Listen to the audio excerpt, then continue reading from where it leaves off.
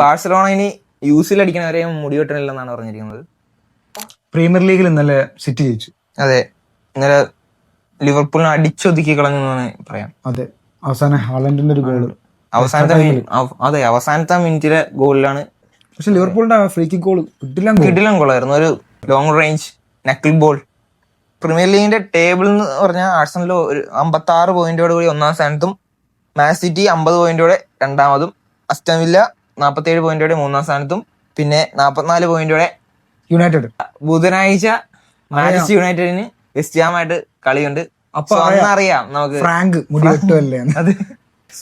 Barcelona ഇനി യൂസിൽ അടിക്കണവരെയും മുടി വെട്ടണില്ലെന്നാണ് പറഞ്ഞിരിക്കുന്നത്. ഞാനാണെന്ന് പറഞ്ഞില്ല. സോ പിന്നെ ലാ ലീഗിൽ ഇന്നലെ മാഡ്രിഡ് ജയിച്ചു. മാഡ്രിഡ് ജയിച്ചു 2-0 വാലൻസിയയായിട്ട്. 57 പോയിന്റോടെ 2-ാം സ്ഥാനത്ത് റയൽ മാഡ്രിഡ് തുടരുന്നു. 58 പോയിന്റോടെ ബാർസ 1-ാമത് തുടരുന്നു. അതെ, മാഡ്രിഡ് പത്ര മെച്ചൊന്നല്ല, ഇന്നലെ കളി ജയിച്ചു, അത്രേ ഉള്ളൂ. കണ്ടറിയാം നമുക്ക്. അതെ, ഇതിനുള്ള എല്ലാ മറുപടിയും ഞാൻ തരുന്നതാണ്. ഒന്ന് ലീഗ് അവസാനിച്ചോട്ടെ. അതെ, അവസാനിക്കണം.